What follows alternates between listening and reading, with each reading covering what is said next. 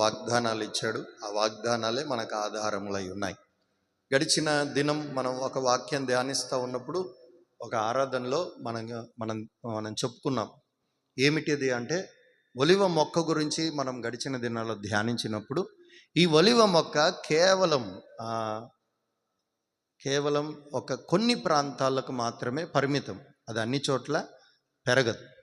ఈ ఒలివ మొక్క కేవలం పాలస్తీనా, ఇజ్రాయెల్, యెరూషలేం ఇటువంటి ఆ ఎడారి ప్రాంతంలో తప్ప ఎక్కడ పడితే అక్కడ పెరగదు. ఒకవేళ బలవంతంగా దాన్ని తెచ్చి వేసినా అంత ఫలభరితంగా అది ఉండదు. దాని అర్థం ఏంటి అని అంటే మనం ఒలివ మొక్కల వలె ఉండాలి. మనము వాగ్దాన దేశములోనే ఫలించాలి. హల్లెలూయా, గట్టిగా హల్లెలూయా చెప్దాం. అంటే మనకు వాగ్దానములే ఆధారమై ఉన్నాయి. గట్టిగా చెప్పండి ఆమేనని. స్తోత్ర ప్రార్థన చెప్పేటప్పుడు, స్తోత్ర ప్రార్థన చేసేటప్పుడు వాగ్దానాలు ఎత్తుపడి చెప్పండి అంటే కళ్ళు తెరిచి ఆడే ఉంది వాగ్దానం చూసి చెప్పడం కాదు. నీ మనసులో వాగ్దానాలు ఉండాలి. ఆమేన్ చెప్పండి. 1 కాదు, 2 కాదు, 3 కాదు.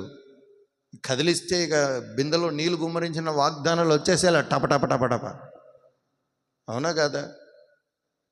అప్పుడెప్పుడో ఒక వాగ్దానం నేర్చుకుని ఇక అదే ఎప్పుడు చూసినా. ఆవిడెవరు అప్పుడెప్పుడోనట ఒక ఆరాధన వెళ్తేనట చిన్న పిల్లోడు ఇంత ఉన్నాడు. వాడు వాగ్దానాలు చెప్పురా అంటే నీలో గిట నీ భార్య ఫలించు ద్రాక్షావల్లి వలె ఉంటుందని చెప్పిండంటే. వాడికి పెళ్లి గురించి తెలియదు, భార్య గురించి తెలియదు. అప్పుడే వాడు ఏ వాగ్దానం చెప్తుండు? లోగిట ఫలించు ద్రాక్షావల్లి వలె భార్య గురించి చెప్పే అంత అవసరం వాడికి. అందుకే మనకు అవసరమైన వాగ్దానములు ఏమిటో వాటిని మనం గుర్తుపెట్టుకోవాలి, జ్ఞాపకం ఉంచుకోవాలి, వాటిని మరలా ఉచ్చరించాలి, వాటిని ఎత్తిపట్టి మనం ప్రార్థన చేయాలి. Praise lord. ఇప్పుడు ఒలీవ మొక్క ఒక వాగ్దాన దేశంలోనే పెరిగినట్లుగా మనందరం దేవుని ఒలీవలై ఉండగా మనము వాగ్దానములతోనే వర్ధిల్లుదుముగాక, వాగ్దానములే ఆధారమవునుగాక. అయితే దేవుడు మనందరికీ కూడా ఓ చక్కని వాగ్దానం అబ్రహాము దినముల నుంచే ఓ చక్కని వాగ్దానం ఇచ్చాడు. ఆ ఒక్క వాగ్దానాన్ని ఈ రోజున మనం చదువుకుందాం. అబ్రహాముని దేవుడు ఆశీర్వదించి ఎప్పుడు ఆశీర్వదించాడు? నీకు ఇష్టమై ఉన్న ఒక్కగానొక్క కుమారుడైన ఇస్సాకుని బలిగా ఇమ్మని చెప్పాడు. ఇమ్మని చెప్పినప్పుడు వెంటనే అబ్రహాం లోబడ్డాడు. ఆ ఇస్సాకుని కొండ మీదకి తీసుకెళ్ళి అక్కడ బలిపీఠం కట్టి కాళ్ళు చేతులు కట్టేసి బలిపీఠం మీద పెట్టేసి కత్తెత్తి ఆ ఇస్సాకుని బలివ్వబోతుండగా అబ్రహామును దేవుడు పిలిచి నీ విశ్వాసాన్ని నేను చూశాను కనుక నువ్వు ధైర్యం తెచ్చుకో, నీ కుమారుని కాదు గొర్రెని నువ్వు బలివ్వమని చెప్పాడు. వెంటనే దేవుడు గొర్రెని బలి తీసుకున్నాడు.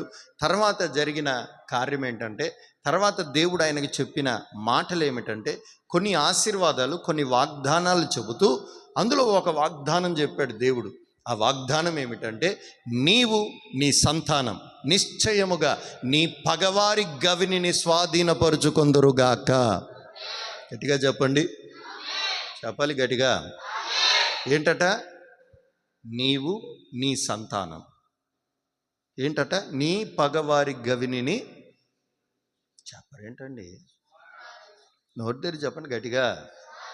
దేవుని మాటలైనా వాగ్దానాలైనా ఉచ్చరించడానికి ఇష్టపడాలి ఎప్పుడైనా. ఎందుకంటే ఉచ్చరించుట వలన నెరవేర్చబడునుగాక.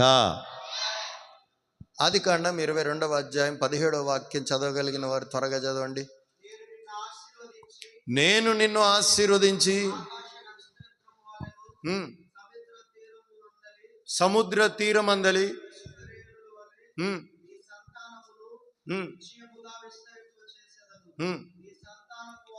నీ సంతతి వారు తమ శత్రువుల గవిని స్వాధీనపరుచుకొందురు. గట్టిగా ఆమేన్ చెప్పండి. ప్రభు నిశ్చయముగా ఈ వాగ్దానం మనందరి పట్ల నెరవేర్చునుగాక. ఈ మాట ద్వారా మనందరితో ప్రభు మాట్లాడునుగాక. ఆమేన్. ప్రభు ఇచ్చిన వాగ్దానం ఏంటంటే ప్రియులారా, నీ సంతతి వారు తమ శత్రువుల గవిని స్వాధీనపరుచుకొందురుగాక. అబ్రహాముకి దేవుడు వాగ్దానం ఇచ్చి అబ్రహాం పట్ల నెరవేరుస్తూ అబ్రహాము కుమారుడైన ఇస్సాకు పట్ల కూడా దాన్ని నెరవేర్చాడు. ఎలా నెరవేర్చాడు? ఇస్సాకు బావిలు తవ్వాడట. బావిలు తవ్వితే శత్రువులు వచ్చి అంటున్నాడట, ఇది నా బావి అన్నాడట. సర్లే నాయన, నీ బావి అయితే నువ్వే తీసుకొని నేను ఇంకో బావి తవ్వుకుని మళ్ళీ పోయి ఇంకో బావి తవ్వాడట. అక్కడ నీళ్లు పడ్డాయి. మరలా శత్రువు వచ్చాడు, దాన్ని స్వాధీనపరుచుకున్నాడు. మరలా వెళ్ళిపోయాడు, ఇంకో బావి తవ్వాడు. ఇక శత్రువుకి భయం పుట్టుకుంది. అమ్మో, ఇతగాడి ఎక్కడ బావి తవ్వినా నీళ్లు పడుతున్నాయంటే ఇతగాడితో దేవుడు ఉన్నాడు. Praise the lord. వెంటనే ఇస్సాకుతో వారు సమాధాన పడ్డారు. హల్లెలూయా, హల్లెలూయా. ఇట్లాగా దేవుని బిడ్డలైన వారందరూ కూడా తమ శత్రువుల గవినిని స్వాధీనపరుచుకున్నట్లుగా పరిశుద్ధ గ్రంథంలో మన అనేక చరిత్రలు చూసాం. దానియేలు, షడ్రక్, మెషక్, అబేద్నెగోలు, ఎస్తేరు, రూతు, సంసోను, ఇటువంటి వారందరూ కూడా వారి శత్రువుల గవినిని ఏం చేశారట? స్వాధీనపరుచుకున్నారు. అవునా కాదా? నా దేవుని ప్రియులారా, మరి మనము కూడా మన శత్రువు యొక్క గవినిని స్వాధీనపరుచుకుందుముగాక. చెప్పారా గట్టిగా? ఇప్పుడు శత్రువు ఎవరు మనకి? ఇప్పుడు శత్రువు ఎవరు మనకి? మన ఇంట్లో ఉన్నవారు మనకు శత్రువులా? మన ఇరుగు పొరుగు వారు మనకు శత్రువులా? అమ్మ బాగా తిడుతుంది కాబట్టి అమ్మ అంటే శత్రువు మనకి? నాన్న బాగా కొడతాడు లేకపోతే కట్టుబాటులో పెడతాడు కనుక నాన్న శత్రువా మనకి? లేకపోతే అన్న బుద్ధి తెచ్చుకోరని చెప్తే అన్న శత్రువా? అక్క బాగా బతుకని చెప్తే అక్క ఏమో శత్రువా? మన శత్రువు ఎవరు? అపవాది అయిన సాతాను. చెప్పండి, ఎవరు? ఈ అపవాది అయిన సాతాను కాకుండా ఇంకెవరిని శత్రువుగా పెట్టుకున్నా సరే మీరు దేవునికి శత్రువులు అవుతారు. జాగ్రత్త. Praise the lord. మనకు శత్రువు ఒక్కడే, అపవాది అయిన సాతాను. ఈ అపవాది అయిన సాతాను యొక్క గవినిని మనం స్వాధీనపరుచుకొందుముగాక. కానీ దురదృష్టం ఏంటంటే ఈ అపవాది గవినిని మనం స్వాధీనపరుచుకోవడం కాదు, వాడే మనల్ని స్వాధీనపరుచుకుంటున్నాడు. వాడి స్వాధీనంలోనే మనం ఉంటున్నాం. వాడి ఆలోచనలతోనే మనం ఉంటున్నాం. వాడి ప్రవర్తనే మనలో కనబడుతుంది. వాడి స్వభావమే కనబడుతుంది. వాడి ఆలోచనలే కనబడుతున్నాయి. కానీ దేవుని బిడ్డలకు ఇచ్చిన వాగ్దానం ఏంటంటే నీవు శత్రువు గవినిని స్వాధీనపరుచుకుంటావు. కానీ దురదృష్టం, దేవుని బిడ్డలు అనేక మంది ఈరోజు సాతాను వలలో ఉన్నారు కానీ సాతాను వలను చిక్కించుకోవట్లేదు. సాతాను గవినిని స్వాధీనపరుచుకోవట్లేదు. దేవుడు వాగ్దానం ఇచ్చాడు కదా, దేవుడు నీకు ఆశీర్వాదం ఇచ్చాడు కదా, అధికారం ఇచ్చాడు కదా, పిలుపునిచ్చాడు కదా, దర్శనం ఇచ్చి సంఘంలో చేర్చి ప్రార్థన అనే వరం ఇచ్చాడు కదా. మరి ఇన్ని ఇచ్చినా కూడా శత్రువుని ఎందుకు జయించలేకపోతున్నావు? నీవు ఏ శత్రువును జయించలేకపోతున్నావు? కొందరికి ప్రార్థన ఎందుకు చేయవు నాయనా అంటే నిద్ర లేవలేకపోతున్నానని అంటారు. ఇప్పుడు ఈ నిద్ర ఎవరు? శత్రువు. కొందరికి ఉపవాసం ఎందుకు ఉండలేమంటే అమ్మో ఒక్క పూట తినకపోతే అమ్మో అల్లాడిపోతాను. ఇప్పుడు తిండి ఎవరు? ఇప్పుడు ఈయనకి శత్రువు. ఎరా అలాంటి పిచ్చి పనులను చేయకపోతే, ఆ పిచ్చి మాటలు మాట్లాడకపోతే ఏంటంటే అదేంటో ఎంత ఆపుకోవాలనుకుంటున్నా ఆపుకోలేకపోతున్నా, వచ్చేస్తున్నాయి టపటపటప అంటే. ఇప్పుడు ఈ నోరు ఎవడి స్వాధీనంలో ఉంది? శత్రువు, సాతాను స్వాధీనంలో. నీవు వాడి గవిని స్వాధీనం చేసుకొని వాడిని అనగదొక్కి నీవు వాడి మీద అధిపతి చేయాల్సింది పోయి నీవేం చేస్తున్నావు అంటే వాడు చెప్పిన మాటల్లా మాట్లాడతావు, వాడు చెప్పిందల్లా చేస్తావు, వాడు తినమందల్లా తింటావు, వాడు తాగమందల్లా తాగుతావు. నీవు వాడిని స్వాధీనపరుచుకోవాల్సింది వాడు నిన్ను స్వాధీనపరుచుకుంటున్నాడు. Praise the lord. నా మాట అర్థమవుతుందా? నీవు ఏ శత్రు స్వభావములతో ఉన్నావో, ఏ శత్రు కట్టడిలో ఉన్నావో, ఏ శత్రు ముట్టడిలో ఉన్నావో, నా దేవుని ప్రియులారా ఈరోజు బలం తెచ్చుకొని అట్టి శత్రు ముట్టడిని బలముగా అనగగొట్టుదురుగాక, ఆ శత్రువుని జయించుదురుగాక. ఈరోజున మరి ఆ శత్రు ముట్టడిని మీరు జయించలేకపోతున్నట్లయితే మీరు ధైర్యం తెచ్చుకొని ప్రార్థన ద్వారా, వాక్యం ద్వారా, పరిశుద్ధం ద్వారా ఆ శత్రు ముట్టడిని జయించుదురుగాక. బైబిల్లో ఒక భక్తుడు ఉన్నాడు, సంసోను గురించి మనందరికీ తెలుసు. సంసోన్ని న్యాయాధిపతుల గ్రంథం 16వ అధ్యాయం 3వ వచనంలో ఒక మాట చూడండి. సంసోను గ్రంథం, అది న్యాయాధిపతుల గ్రంథం 16వ అధ్యాయం 3వ మాట తీసారా? సంసోను మధ్యరాత్రి వరకు పండుకొని మధ్యరాత్రి లేచి పట్టణపు తలుపులను వాటి 2 ద్వార బంధములను పట్టుకొని వాటి అడ్డకర్రతో కూడా వాటిని ఊడబెరికి తన భుజముల మీద పెట్టుకొని హెబ్రోనుకు ఎదురుగానున్న కొండనకు వాటిని తీసుకొని పోయాను. Praise the lord. చెప్పండి గట్టిగా. యవనులు చెప్పినట్టు చెప్పండి అయ్యా. యానే బాగా చెప్తుంది మీకంటే. Praise the lord. ఏంటట, సంసోన్ని అక్కడ అందరూ కూడా ప్రతిష్టలో ఉన్నంతసేపు, అభిషేకముతో ఉన్నంతసేపు సంసోన్ ఏం చేశాడట? 16:3 న్యాయాధిపతుల గ్రంథం ఏం చేశాడట? ఆయన్ని ముట్టడి వేయాలని, ఆయన్ని పట్టుకోవాలని, ఆయన్ని బంధించాలని శత్రువులు ఆలోచన చేస్తూ ఉంటే, ఓరి పిచ్చినాయల్లారా అని అనుకొని ఆయన అక్కడే పడుకున్నాడట. పడుకొని అర్ధరాత్రి వరకు పడుకున్నాడట. మరలా నిశ్చింతగా. ఎప్పటిదాకా పడుకున్నాడట? అర్ధరాత్రి దాకా పడుకొని అర్ధరాత్రి వేళ ఏం చేశాడట? లేచాడట. అర్ధరాత్రి లేచి వెళ్ళి శత్రు యొక్క కోట గుమ్మాలు ఉంటాయి. గోల్కొండ కోట చూశారు ఎప్పుడైనా? పోనీ ఏదైనా రాజుకోటలు చూసారా? ఈ రాజుకోటల దగ్గర, ఈ గోల్కొండ కోట దగ్గర కూడా ఎప్పుడైనా మీరు గమనించండి, వెళ్తూ ఉంటే ఎంట్రన్స్లో పెద్ద తలుపులు ఉంటాయి. పెద్ద తలుపులు, పురాతనమైన గుడులు, పురాతనమైన రాజుకోటల్లో కూడా కనబడుతూ ఉంటాయి. మరి మీరు ఎప్పుడైనా చూసారో లేదో కానీ పెద్దగా ఉంటాయి. ఇల్లు అంత ఉంటాయి, తలుపు ఒక్కొక్కటి. అవి తలుపే అంత ఉంటుందంటే గుమ్మం ఎంత ఉంటుంది చూసుకోండి. ఇక సంసోన్ ఏం చేశాడంటే అర్ధరాత్రి వేళ లేచి ఈ గుమ్మమును, ఈ తలుపులను అమాంతం ఎత్తేసి ఊడబెరికి భుజం మీద పెట్టుకొని ఎత్తుకొని పోయాడంట. హల్లెలూయా, హల్లెలూయా. అంటే ఏంది అర్థం? ఈడ అనుకున్నాడు, నేను తలుపేసి బేడం పెడతా, నీకు బీగం పెడతా, నేను తాళం వేస్తా, నేను తలుపేసి నిన్ను బంధిస్తా అని అనుకున్నాడు. కానీ సంసోన్ ఏం చేశాడు? తలుపే లేకుండా తీసుకొని పోయాడట. చప్పట్టు కొట్టొచ్చుగా గట్టిగా. హల్లెలూయా. ఇక ఏమేసి బంధిస్తావు? బంది సవాల్ కాదా ఇది? ఏ తలుపు వేస్తావు వేసుకో, ఏ బీగం వేస్తావు వేసుకో అన్నాడట. Praise the lord. హల్లెలూయా. నా దేవుని ప్రియులారా, మనలో ప్రతి వారికి కూడా దేవుడు అట్టి శక్తినిచ్చాడు. నమ్మిన వారు ఆమేన్ చెప్పండి. అవును అనండి గట్టిగా. నాకటి శక్తి ఉందనండి. ఆమేన్. మీ నోటి ప్రకారమే ప్రభు మీకు శక్తిని దయచేయునుగాక. ఏ శక్తి ఉంది ఇప్పుడు మనకి? సాతాను గాడు వచ్చి మన ముందు ముట్టడి వేస్తాడు. సెల్ ఫోన్ పెడతాడు, ఇంటర్నెట్ పెడతాడు, నిద్ర పెడతాడు, తిండి పెడతాడు, సోమరితనం పెడతాడు, బద్ధకత్వం పెడతాడు, రోగం పెడతాడు, అన్నీ పెడతాడు. ఇప్పుడు నువ్వేం చేయాలి? అమ్మో నన్ను ముట్టడేసాడు, నా బతికింతే, అయ్యా నేను జయించలేను, నా సావాసం ఇంతే, నేను తినలేను, నేను తాగలేను, నేను వర్ధిల్లేను, నేను ఆత్మను పొందలేను, నేను చదవలేను, నేను పాడలేను, నేను ఏమి చేయలేను అని అనుకుంటా ఆ ముట్టడిలో ఉంటావా?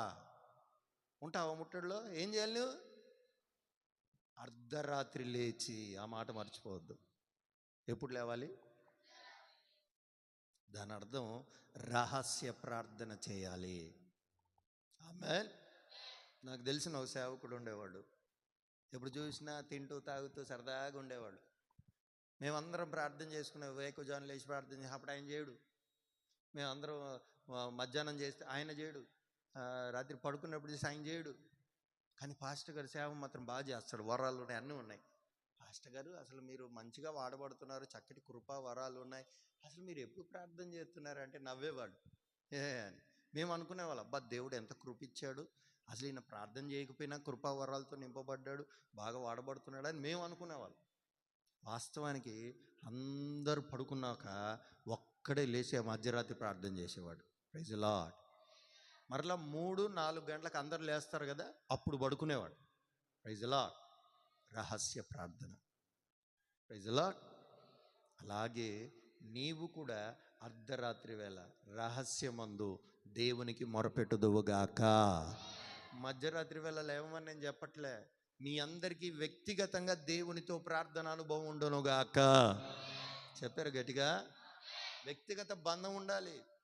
నీ చెల్లెతో ఒక బంధం ఉంటుంది, నీ అక్కతో బంధం ఉంటుంది, నీ అన్నతో బంధం, మీ నాన్న మీ అమ్మతో బంధం ఉంటుంది. ఉంటుందా ఉండదా?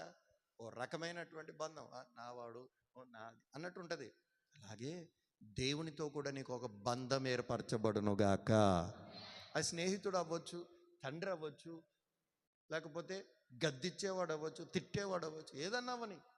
నీకు దేవునికి ఒక బంధం ఏర్పడేది నీ రహస్య ప్రార్థనలోనే. ప్రజలో సంసోన్ అర్ధరాత్రి వేళ లేచాడట. చూసుకోండిరా, కాసుకోండిరా అని చెప్పి ఏ తలుపులు వేస్తారు వేసుకోండిరా అని, ఈయన బయటికి పోకూడదని తలుపులు వేశారు. కానీ ఈయన ఏం చేశాడు? తలుపే బిక్కొని పోయాడట. Praise the Lord. చెప్పరే గట్టిగా. యవ్వనులు చెప్పండి. అబ్బా లేదండి, ఆకలి అవుతుంది, టైం అయిపోయింది. అది ముసలోళ్ళకి. టైం చూసుకొని ప్రార్థన ముగించేది ముసలోళ్ళకి, మీకు కాదు. నేను కూడా ఉపవాసమే ఉన్నా ఈరోజు మీకోసం, మందులు వేసుకోకుండా. Praise the lord. వెతికే చెప్పరే. నువ్వు తెరవే నోరు. హల్లెలూయా. చూడండి, సంసోను తలుపులు లేకుండా ఆయన తీసుకొని వెళ్ళినట్లుగా మనం కూడా శత్రువు వేసిన ముట్టడిలోనే మనం ఉండిపోకూడదు. నీవు కొన్ని నిరాశ నిస్పృహలో ఉండిపోయావు, కొన్ని కోప ఆవేశాల్లో నీవు ఉండిపోయావు, కొన్ని చాతగాని తనం ఇది అనుకొని నీకు నీవే అనుకొని దాంట్లో నిలిచిపోయావు.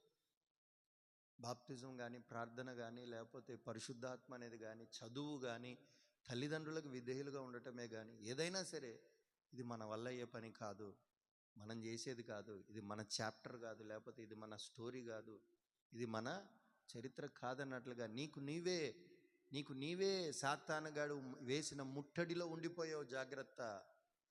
దేవుడు అంటున్నాడు, నీవు వాడు వేసిన ముట్టడిలో ఉండడం కాదు, వాడిని సైతము కొట్టి వాడు దోచుకునే అన్ని తిరిగి తెచ్చుకుందువుగాక.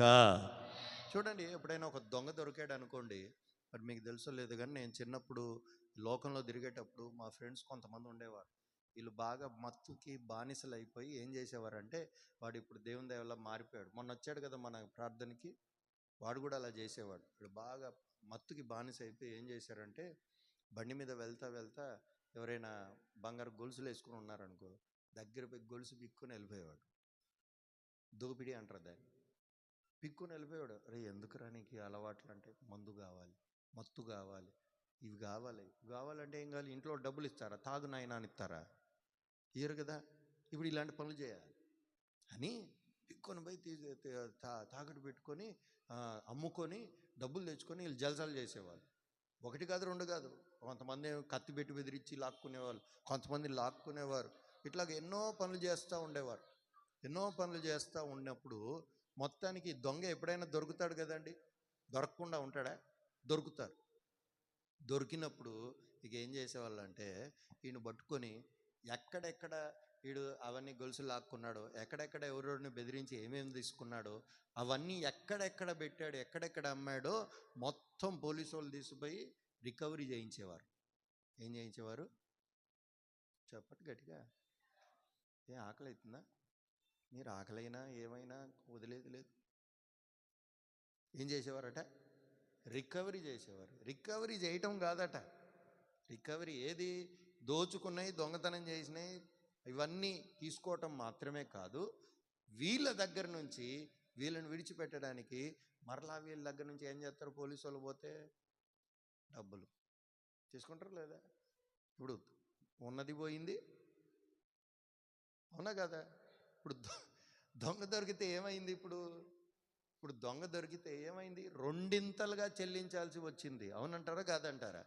అదేవిధంగా నీవు నీ అపవాది అయిన నీవు ఏ అపవాది సాతాని యొక్క వలలో, ఉచ్చులో, అలవాట్లలో బందీవైపోయి ఉన్నావో, నీవు వాడిని జయించి వాడు నీ దగ్గర దోచుకున్న దానికంటే రెండంతలుగా తిరిగి పొందుకుందువుగాక. గట్టిగా చెప్పండి ఆమేనని. హల్లెలూయా. మరి వాడు ఏది దోచుకున్నాడో? నీ ప్రార్థన జీవితం దోచుకున్నాడా? నీ పరిశుద్ధత దోచుకున్నాడా? నీ సాక్ష్యం దోచుకున్నాడా? లేకపోతే నీ మెలకుతనం దోచుకున్నాడా? ఆరోగ్యం దోచుకున్నాడా? నీ ఉజ్జీవాన్ని దోచుకున్నాడో? ఏది దోచుకున్నాడో రెండంతలుగా నీవు మరలా వాడి ద్వారా పొందుకుందువుగాక. వాటి మాట కాదు ఇది. రాజుల 2వ గ్రంథంలో ఒక సన్నివేశం ఉంది. ఈ సన్నివేశం ఎంత విచిత్రంగా ఉంటుందంటే, ఇక శత్రువు వచ్చి వాళ్ళ దేశం చుట్టూ, వారి రాజ్యం చుట్టూ ముట్టడి వేశాడట. వాళ్ళు బలవంతులైనటువంటి శత్రువులట. వాళ్ళు ఎలా వచ్చారు? వచ్చిన వాళ్ళు కూడా ఏదో వచ్చాం వెళ్ళిపోయామని కాదు, ఇక అయిపోయింది, వీళ్ళ మొత్తం స్వాధీనం మనదే అనుకొని పిక్నిక్ వచ్చినట్లుగా పండ్లు తెచ్చుకున్నారట, బంగారం తెచ్చుకున్నారట, వండి తెచ్చుకున్నారట, తినేవి తెచ్చుకున్నారు, తాగేవి తెచ్చుకున్నారు, గుర్రాలు, గాడిదలు, రథాలు, మందుగుండ్లు అన్నీ తెచ్చుకొని వీళ్ళ కోట చుట్టూ, ఉదాహరణకి చెప్పాలంటే వాళ్ళ ఇంటి చుట్టూ వరుసగా ముట్టడి చేసి కూర్చున్నారట. కూర్చొని ఇక లోపలికి ఆహారం పోవట్లేదు, నీళ్లు పోవట్లేదు, ఏం పోవట్లేదు. కొద్ది రోజులు అయిపోయింది. ఈ రాజు ఒకటే వార్నింగ్ ఇస్తా ఉన్నాడు, మీ అంతటా మీరు నాకు లోబడతారా సరి, లేకపోతే నేను వచ్చి మిమ్మల్ని చంపేసి మిమ్మల్ని స్వాధీనం చేసుకుంటా అని ఈ శత్రువు అయిన రాజు ఒకడొచ్చి వాళ్ళకి వార్నింగ్ ఇస్తూ ఉన్నాడు. వీళ్ళేమో రోజు ఏం చేయాలో అర్థం కాక లోపల కూర్చొని, ముట్టడి లోపల కూర్చొని సోత్రం సోత్రం సోత్రం సోత్రం సోత్రం సోత్రం అనుకుంటూ కూర్చున్నారు. ఎంతసేపటికి ప్రార్థననే, పనులేమి ఉండవు, ఎంతసేపు ప్రార్థనే, క్రియలే ఉండవు. ప్రార్థన చేస్తున్నారు, అయ్యా ఎట్టయ్యా ఎట్టయ్యా ఎట్టయ్యా అని అంటూ ఉన్నారు. కానీ దేవుడు నమ్మదగినవాడు కదా. ప్రైజ్ ది లార్డ్, హల్లెలూయా.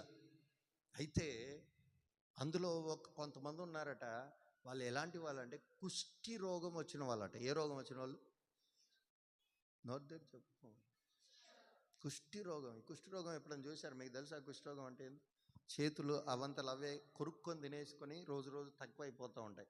కాళ్ళు కూడా అట్లాగే ఏదో తినేస్తున్నట్లుగా రోజు రోజు కరిగిపోతూ ఉంటాయి. వాళ్ళ దగ్గర ఎప్పుడు చీము, రక్తం కారుతూ ఉంటుంది, వాసన భయంకరంగా వస్తుంది. మొన్న క్రిస్మస్ రోజున మనం లెప్రసీ కాలనీకి వెళ్ళి అక్కడ వాళ్ళకి మనం అన్నం పెట్టి వస్త్రాలు దానం ఇచ్చి ఇది చేస్తున్నప్పుడు కూడా గమనిస్తే పాపం వాళ్ళని పిలిచి వాళ్ళకి భోజనం పెడుతుంటే పాపం ఒక భయంకరమైన వాసన వస్తూ ఉంది, ఒక భయంకరంగా ఉంది. అయినా పాపం బాధ అనిపించింది, అయ్యో ఇంత వాసన కలిగిన మనం ఒక చిన్న అపవిత్రత తట్టుకోలేకపోతుంటే వారు నిరంతరం రక్తము చీము కారుతూ ఉన్నా కూడా వారు తట్టుకొని అదే వాసనతో వారు జీవిస్తూ ఉంటే ఆ జీవితం ఎంత బాధాకరం అండి. అలాంటి కుష్టు వ్యాధిగ్రస్తులట, అలాంటి కుష్టు వ్యాధిగ్రస్తులు. మంచోడు ఏళ్ళు కాళ్ళు చేతులు బాగున్నాడు ఆలోచించట్లే, కుష్టు వ్యాధిగ్రస్తుడు ఆలోచిస్తున్నాడు. ఏమని అని అంటే, ఎన్నాళ్ళు ఇంకా ఈ ముట్టడిలో ఉందాం మనం? Praise the lord. ఏం ఆలోచించారట? ఇంకెన్నాళ్ళు ఈ బతుకు? చెప్పండి, ఏమంటారట? చెప్పండి. ఇంకెన్నాళ్ళు ఈ సోమరితనం, ఇంకెన్నాళ్ళు ఈ రోగం, ఇంకెన్నాళ్ళు ఈ బతుకు, ఇంకెన్నాళ్ళు ఈ కృపలేని జీవితం అని వాళ్ళు అనుకున్నారట. అనుకుని ఏం చేశారంటే, రే మనం బతుకున్నా ఇట్లాగున్నా సావక తప్పదు, బయటికి వెళ్ళి శత్రువు దగ్గరికి నిలవబడినా సావక తప్పదు. కనుక ఇక్కడుండి ఆకలితో ఆహారం లేకుండా తిండి లేకుండా భయం భయంగా సచ్చే బదులు ఆడి దగ్గరకు పోయి పోరాడి చేద్దాం రా అని అనుకున్నారట. ఏమనుకున్నారట? అసలు మీరు చల్లం లేదేంది, అసలు మీకు ఆకలి అవుతుందా లేకపోతే ఏంది, నిద్ర వస్తుందా? Praise the lord. అది బతికితే ఇలాంటి బతికెందుకు రా బాబు, పోయి వాడితో పోరాడి చేద్దాం అనుకున్నారట. హల్లెలూయా. అనుకొని ఈ నలుగురు, ఒక ఇద్దరు ముగ్గురు మాట్లాడుకొని కుష్టి వ్యాధిగ్రస్తులు అంటే, పోరా ఈ బతుకు ఎందుకురా, ఈ బతుకు ఎందుకురా, ఈ బతుకు తిండి లేని బతుకు, రోగం, ఈ రోగం కలిగిన బతుకు, ఈ జయం లేని బతుకు, ఈ నిద్రమత్తు బతుకు, ఈ సోమర్తనం బతుకు ఎందుకు, ఇంకెన్ని రోజులని దులుపుకొని పోయారట. పోయి శత్రువులారా రండ్రా చూసుకుందాం అని చెప్పి పోయి ఆడు నిలబడ్డారట.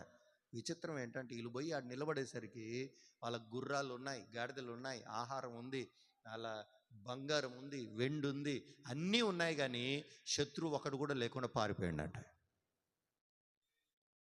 చప్పట్లు కొట్టచ్చుగా. హల్లెలూయా, హల్లెలూయా. ఈరోజు మనకి ప్రభు ఇచ్చిన వాగ్దానం కూడా అదే, ధైర్యము తెచ్చుకొని పని జరిగించి నేను మీకు తోడా ఉంటాను. ధైర్యం వహించండి, మీ కార్యము సఫలమవుతుంది. ముందు మనకు ధైర్యం ఉంటే, అంటే ఏ ధైర్యం ఉండాలి? వాళ్ళ మీద వీళ్ళ మీద ఎగ్గబట్టడానికి ధైర్యం కాదు. ఏ ధైర్యం ఉండాలి?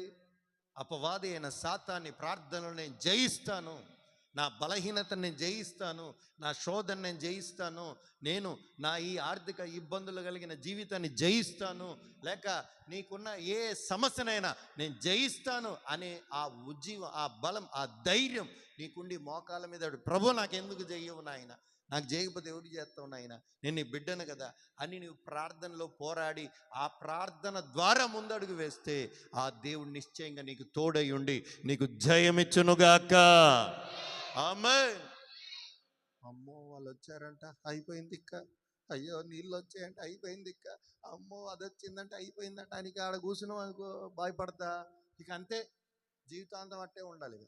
కానీ ప్రభు ఏమంటున్నాడు, ధైర్యం తెచ్చుకుని లేచి నిలబడు. Praise the lord. వాళ్ళు చెప్పారు. చూడండి రాజుల 2వ గ్రంథం 7వ అధ్యాయం 3వ వాక్యం చదువుకుందాం.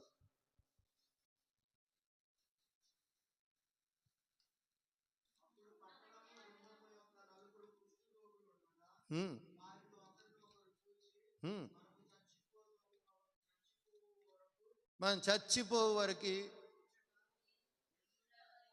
ఇచ్చట ఎందుకు కూర్చుండవలెను?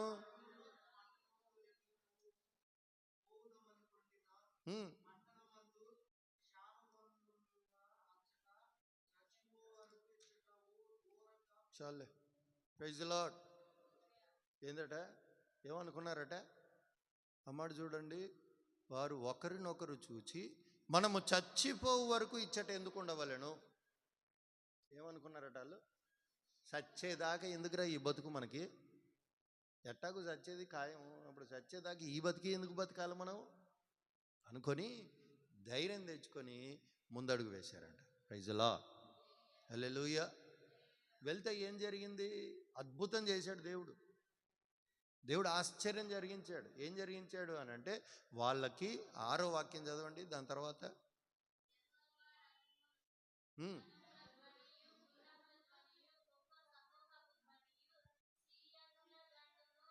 వినబడునట్లు చేయగా వారు మన మీదికి వచ్చుటకై ఇజ్రాయేలు రాజు హిత్తీయుల రాజులకు ఐగుప్తీయుల రాజులకు బత్తెమిచ్చి ఉన్నాడని సిరియనులు ఒకరితో ఒకరు చెప్పుకొని లేచి తమ గుడారములలోనైనను గుర్రములోనైనను గాడిదలోనైనను దండుపేటలోనున్న వాటిలోనైనను ఏమీ తీసుకొనకయే తమ ప్రాణములు రక్షించుకొనుటకు చాలనుకొని సందె చీకటి ఉన్నట్లుగానే పేట విడిచి పారిపోయారు. చప్పట్లు కొట్టండి గట్టిగా గట్టిగా. హల్లెలూయా. ఏం జరిగిందట? వాళ్ళు లోపల ఉండి ప్రార్థన చేసుకున్నారు. అయ్యా అయ్యా కాపాడు కాపాడు కాపాడు కాపాడు కాపాడు కాపాడు. ప్రార్థన చేసి ఏం చేశారు? చేసి చేసి చేసి చాలేరా ప్రార్థన, ముందు అడిగేద్దాం లేండి ఇక అని లేచారట. ఇక లేచి ఎన్రాళ్ళ ఇక బతుకు, వాడు మన మీదకి వచ్చినా మనం చస్తాం. పోనీ వాడు వచ్చేదాకా ఈడే భయం భయంగా కూర్చున్నా తిండి లేక చస్తాం. ఎట్టకు సచ్చేది ఖాయం కనుక వాడితో పోరాడి చేద్దాం. ప్రైజ్ ది లార్డ్ అని ఇద్దరు లేచి పోయి చూసేసరికి ఏం జరిగిందంట? దేవుడు ఏం చేశాడంట? వాళ్ళకి గుర్రముల శబ్దాలు వినిపించాడంట. అంతే. ఏం శబ్దం అది? గుర్రముల శబ్దము, రథముల శబ్దం. ఏదో పెద్ద గుర్రాలు వస్తున్నట్లుగా, రథములు వస్తున్నట్లుగా వాళ్ళకి శబ్దం వినిపించాడంట. శత్రువులకి వినిపించేసరికి శత్రువు అనుకున్నాడు, అమ్మో ఈ రాజులపై అందరికీ డబ్బులు ఇచ్చేసి చుట్టుపక్కల ఉన్న రాజులందరినీ పిలిచేసుకున్నారు, ఇప్పుడు వాళ్ళందరూ మన మీద పడతారు, ఇంకా చీకటే ఉంది కనుక ఇప్పుడే మనం పారిపోదామని చెప్పి గొడ్లు గోదాలు బంగారం వెండి అన్నీ వదిలిపెట్టి పారిపోయారట. Praise the Lord. ఇప్పుడు వీళ్ళు వచ్చి చూసేసరికి మనుషులు లేరు, అన్నీ ఉన్నాయి. ఈ తెలివి కలిగిన వాళ్ళు అమ్మయ్య దొరికిందని చెప్పి ముందు ఇంట్లో అక్కడ ఉన్నాయన్నీ ఒక గుడారంలో తిన్నారట. గుడారంలో బంగారం అంతా తీసుకొని వెళ్ళి మళ్ళీ వాళ్ళ ఇంటి దగ్గర దాచిపెట్టుకొని మళ్ళీ వచ్చారట. ఎవరికి చెప్పట్లే తెలివి కలిగిన వాళ్ళు. మరలా రెండోసారి వచ్చి రెండో గుడారంలోకి పోయి అక్కడ ఉన్నాయని కూడా తిన్నారట. తిని ఆ రెండో గుడారంలో ఉన్న బంగారం అంతా తీసుకుని మళ్ళీ దాచిపెట్టుకొని మళ్ళీ వచ్చారట 2 సార్లు. మూడోసారి వాళ్ళకే అనిపించిందట, ఛీ ఎందుకురా ఈ బతుకు, ఎందుకురా మన రాజ్యం అంతా ఆడేమో ఆకలితో అలమటిస్తుంది, శత్రువు ఉన్నాడని భయపడుతుంటే మనమేమో దొరికింది కానీ తిన్నట్లుగా తిని దాపెట్టుకుంటున్నాం, ఎందుకురా ఈ బతుకు, ముందు రాజు దగ్గర పోదాంపా అని చెప్పి రాజు దగ్గర పోయి చెప్పారట. హల్లెలూయా. యేసన్న గారు కూడా ఎప్పుడు అదే మాట చెప్తాడు, సంఘస్థుల్ని ఎలా దీవించాలంటే వారి గిన్నె నిండి పొంగి పొర్లిపోవాలని దీవించాలట. ఎందుకంటే ఎక్కువ అయిపోతేనన్నా తెచ్చిస్తారని. Praise the Lord. ఇప్పుడు వాళ్ళు ఆ కుష్ఠరోగులకు ఏమైంది? ఒక గుడారంలో తిన్నారు, మళ్ళీ దాచుకున్నారు. రెండో గుర్రాలు తిన్నారు, మళ్ళీ దాచుకున్నారు. దాచుకున్నదంతా సరిపోయింది. ఇది తిరగలేక ఓపిక చచ్చింది వీళ్ళకి. ఈ బంగారం ఏంటి మోయలేక ఓపిక చచ్చింది. ఇక మనం ఒక్కరికి ఎందుకురా బాబా, అందరికీ పెడదాం అని చెప్పి అప్పుడు చెప్పారంట రాజుకి. ప్రైజ్ ఎలా. మీరు కూడా అలా ఉంటారా? ముందు నేను నిండితేనే తర్వాత అంటారా? అవుట్ఫ్లో అయితేనే అంటారా? ప్రైజ్ ఎలా. హల్లెలూయా. దేవుని పిల్లారా, ఆ రాజు ఎప్పుడైతే ఈ మాట విన్నాడో అక్కడ ఇంకొక మాట మీరు గుర్తుపెట్టుకోవాలి, మీ మనసులో పెట్టుకోవాలి, ఎప్పుడు గుర్తుంచుకోవాలి. ఏంటంటే అక్కడ ఒక రాజుకి ఈ సంగతి ఇలాగ జరుగుతుందని ముందే ఒక ఆయన చెప్పాడంట. దర్శనం చూసి ప్రార్థన చేసి, అయ్యా మన భవిష్యత్తు ఎప్పుడు ఇలాగే ఉండదు, శత్రువు ఉన్నంత మాత్రాన భయపడమాకండి, ఆ శత్రువుని జయించే దేవుడు మనకున్నాడు, మీరు ప్రార్థన చేయండి, దేవుని మీద ఆధారపడండి అని చెప్తే, సరేలే అయ్యా అంటే ఇంకొకడు వచ్చి అన్నాడట, ఊరుకోనైనా దేవుడు దేవుడు అంటావు, శత్రువు వచ్చి ముందున్నాడు, అయిపోయింది, ఇక మన పని అంతే, నీకు తెలీదు అని చెప్పి భయపెట్టేటంట. అప్పుడు అన్నాడట, ఈ సేవకుడు అన్నాడట, ఇదిగో నీవు నమ్మలేదు గనక నీవు ఆ కార్యాన్ని కన్నులతో చూస్తావు కానీ దాన్ని అనుభవించలేవని చెప్పాడట. Praise the Lord. అదే అధ్యాయం చివరి మాట చదవండి, 19. ఆ అధిపతి కిటికీలు తెరిచినను అది జరుగునా అని దైవజనునితో చెప్పగా అతడు, నీవు కన్నులారా చూచెదవు గాని దానిని తినకపోదు అని ఆ అధిపతితో చెప్పాను. జనులు ద్వారమందు అతని తొక్కగా అతడు మరణమాయను గనుక ఆ మాట ప్రకారం అతనికి సంభవించను. Praise the lord. అంటే ఇతగాడు విన్నాడు కానీ ఏం చేయలేదు, ఇతగాడు నమ్మలేదు. ఏం చేయలేదట? నమ్ముతున్నారు మీరంతా మరి, నేను ప్రార్థన చేస్తే దేవుడు నాకు సహాయం చేస్తాడని నమ్మిన వారు గట్టిగా హల్లెలూయా చెప్పండి. గట్టి బలమైన హల్లెలూయా చెప్పండి. మరి శత్రువు ఏదైనా మిమ్మల్ని బంధిస్తాడా? ఏదైనా మిమ్మల్ని ఆటంకపరుస్తాడా? ఇప్పుడు చెప్పడం కాదు, రేపు సమస్య వచ్చినప్పుడు, బాధ వచ్చినప్పుడు, ఇరుకు వచ్చినప్పుడు, ఇబ్బంది వచ్చినప్పుడు అప్పుడు చెప్పాలి గట్టిగా, ఏ శత్రువా నువ్వు నన్ను ఏం చేయలేవు చెప్తారా గట్టిగా? ప్రార్థనలో చెప్పాలి, దేవా నువ్వు నాకు తోడు ఉండాలి. Praise the lord. మరలా బయటికి బాగానే ఒకడు పిలిచి డైరీ మిల్క్ చాక్లెట్ ఇస్తానగానే కరిగిపోకూడదు ఆడ. Praise the lord. మరలా బయటికి పోగానే ఒకటి పిలిచి, అరే ఫ్రీగా టికెట్లు ఫస్ట్ షో వచ్చాయి, రిలీజ్ ఇప్పుడే అనగానే కరిగిపోకూడదు ఇంకాడ. Praise the Lord. శత్రు గవిని నీవు స్వాధీనపరుచుకోవాలి. శత్రు గవినిలో నువ్వు పోవడం కాదు, నిన్ను ముట్టడి వేయడం కాదాడు, నీవే సంసోనులాగా వాడి గవిని స్వాధీనపరుచుకుందువుగాక. గట్టిగా చెప్పారా? హల్లెలూయా. చూడండి, యోహాను సువార్త, మొదటి యోహానుకు రాసిన పత్రిక, ఈ మాట చదువుకొని అందరం ప్రార్థన చేసుకుందాం. అసలు యవ్వన బిడ్డలు ఎలా ఉండాలి? మొదటి యోహానుకు రాసిన మొదటి పత్రిక 2వ అధ్యాయం 14వ వాక్యం. చిన్నపిల్లలారా మీరు తండ్రిని ఎరిగి ఉన్నారు గనుక మీకు వ్రాయుచున్నాను. తండ్రులారా మీరు ఆది నుండి ఉన్నవానిని ఎరిగి ఉన్నారు గనుక మీకు వ్రాయుచున్నాను. ఇప్పుడు చూడండి, యవ్వనస్తులారా మీరు బలవంతులు, దేవుని వాక్యం మీ అందు నిలుచుచున్నది, మీరు దుష్టిని జయించి ఉన్నారు గనుక మీకు వ్రాయుచున్నాను. ఆమేన్. గట్టిగా చెప్పండి. ఇప్పుడు యవ్వనస్తులారా అనే మాట దగ్గర నుంచి మరొకసారి అందరు కలిసి గట్టిగా చదవండి.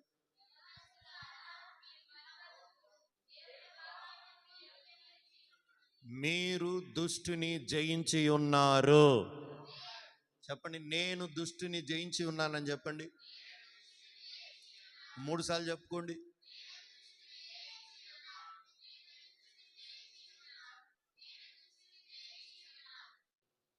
వచ్చింది బయటికి, తొర్రిలో నుంచి బయటికి మాట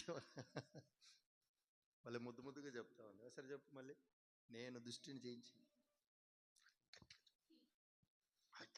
అట్టని చెప్పు, కోపంతో చెప్పు. Very good. హల్లెలూయా. మనం ఏం చేసామట? దుష్టుణ్ణి మనము, నువ్వు చెప్పురా కుమార్, అది గట్టిగా ఆమెన్ చెప్పండి. ఆమెన్. ఇక మరలా మనలో ఏముండకూడదు, ఇక దుష్ట లక్షణాలు ఉండకూడదు. ఇక దుష్టుని జయించావు, వాడికి గవిని స్వాధీనపరుచుకున్నావు. ఇక మరలా నీలో ఏముండకూడదు, దుష్ట లక్షణాలు ఉండకూడదు. భయం, వణుకు, భీతి, రోగం, అమాయకత్వం, తెలివి తక్కువతనం, ఇవన్నీ ఉండకూడదు. ఇక ప్రైజ్ ది లార్డ్. యవ్వనస్తులారా మీరు బలవంతులు. ఎవరట మీరు? బలవంతులై ఉన్నారు. చెప్పండి, నేను బలవంతుడిని చెప్పండి. నేను ప్రభునందు బలవంతుడిని చెప్పండి. ఇక మీరు ఎవరైనా భయపడతారు. ఇక మీకు ఎవరైనా మళ్ళీ ఇంటికి పోయి మీ అమ్మ మీద నేను బలవంతుడిని గిబి గిబి అని కుదమాకండి. లేకపోతే మీ నాన్న అడిచాడని మీ నాన్న మీద పడమాకండి. మీరు దేవుని యందు బలవంతులు, సాతాను జయించుటకు బలవంతులు. మిమ్మల్ని ఏ వ్యసనమైనా, ఏ అలవాటైనా, ఏ బలహీనత అయినా మిమ్మల్ని జయించలేదు. దేవుని మహాకృపను బట్టి నేను ఒకప్పుడు అలాంటి వ్యసనాలలో బారిన పడినప్పుడే, అదే యవ్వన ప్రాయంలో దేవుని కృప పొందుకున్నాను. అదే వ్యసనాలు నేను జయించగలిగాను. నా స్నేహితులు అనేక మంది వ్యసనాల నుంచి జయం పొందలేక చనిపోయిన వారు ఎంతోమంది ఉన్నారు. మొన్న ఈ మధ్య కూడా ఒక ఆయన ఫోటో మీకు పంపించాను. ఆయన కూడా నా స్నేహితుడే. వ్యసనాల బారిన పడి చనిపోయాడు. ఆయన కిడ్నీలు పాడైపోయి, అవయవాలన్నీ కాలిపోయి, పేగులు సైతం కాలిపోయి, ఎంత వైద్యము చేసినా వైద్యానికి కూడా రెస్పాండ్ అవ్వకుండా లోపల అవయవాలన్నీ కాలిపోయి చనిపోయాడు. ఆయన వయసు చిన్నదే, గట్టిగా 40 కూడా ఉండవు, 40-45 కూడా ఉండవు. ఆయన ఇప్పుడే చనిపోయాడు. ఎందుకు అంటే వ్యసనాలని జయించలేక. కానీ దేవుడు మనకేమిచ్చాడట? జయించే శక్తిని మనకిచ్చాడు. బలవంతులుగా మనల్ని మార్చాడు. మరి ఇప్పుడు నువ్వు దేన్ని జయించలేకపోతున్నావు? నిద్రను జయించలేకపోతున్నావా? తిండిని జయించలేకపోతున్నావా? చెడ్డ సహవాసాన్ని, స్నేహాన్ని జయించలేకపోతున్నావా? ఏది నీకు జయించలేనిది లేదు. నమ్మినవారు ఆమెన్ చెప్పండి. ఉత్తే ఆమెనైనా పోరాడతావా? ఎప్పటి నుంచి? అది రేపటి నుంచి అంటారేమో అనుకున్నా. ఆ రేపు ఎప్పుడు రాదు. ఇప్పటి నుండే మనం బలవంతులమై పోరాడుదుముగాక. గట్టిగా చెప్పారా? ఇప్పుడు మనం ఎవరమట? నీ పగవాని గవినిని. ఇప్పుడు ఆ వాగ్దానం మరొకసారి చదవండి. మొట్టమొదటి వాక్యం ఆదికాండం 22:17 చివరి మాట. నీ సంతతి వారు తమ శత్రువుల గవిని స్వాధీనపరుచుకొందురుగాక. ఇప్పుడు అబ్రహాం సంతానమైన మనందరము కూడా, అవునా కాదా? ఆమెనా? మనందరము ఎవరమాట? అబ్రహాము సంతానమే. ఇప్పుడు అబ్రహాం సంతానం ఏం స్వాధీనపరుచుకుంటుందట? శత్రు గవిని స్వాధీనపరుచుకుంటుందట. ఇప్పుడు మనందరం మన శత్రువు మీద మనకి అధికారం ఇచ్చాడా? ఇలేదా? ఇచ్చాడు. కనుక ఇక మీదట ఇది నా వల్ల కాదు, ఈ ర్యాంక్ నా వల్ల కాదు, ఈ చదువు నా వల్ల కాదు, లేకపోతే ఈ రోగం నా వల్ల కాదు, ఈ ఆత్మ పొందుకోవడం నా వల్ల కాదు, ఇలాంటిది నీ వల్ల కానిది ఏది లేదు. చెప్పండి, నా వల్ల కానిది ఏది లేదని చెప్పండి. నా దేవుని వల్ల కానిది ఏది లేదు. గనుక ఆ దేవుడు నాలో ఉన్నాడు గనుక నా వల్ల కానిది కూడా ఏది లేదు. ఆమేన్. యవ్వనస్తులారా, దేవుని చేతిలో మీరు బలవంతులు. ఈ మాట మనసులో పెట్టుకోండి. నీ శత్రు గవిని స్వాధీనపరుచుకున్నటకై రహస్య ప్రార్థనలు చేయండి. రహస్యమందు చూచు తండ్రి మీకు ప్రతిఫలం ఇచ్చునుగాక. ఆమేన్. దేవుడు ఈ వాగ్దానాన్ని, మాటని మనందరి వినికిడిలో ఆశీర్వదించి ఫలభరితంగా మార్చునుగాక. ఆమేన్.